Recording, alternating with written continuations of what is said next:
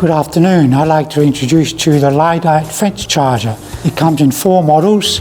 The first one is 0.5 joules and covers 15 miles. The next model is 1.0 joules and covers 30 miles. The third one is 2.0 joules to cover 50 miles. And the largest is 3.0 joules that covers 65 miles. And they all can be powered by 3 different kinds of energy sources: AC/DC adapter, solar panel, or battery pack. To connect the power, we simply use the one socket with the 3 power sources. We can use it to connect the solar panel, and you see the light is flashing.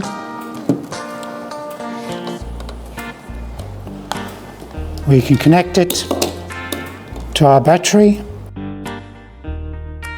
by using the alligator clips.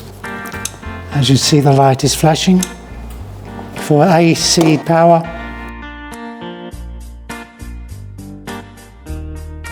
and you'll see the power is on, light is flashing.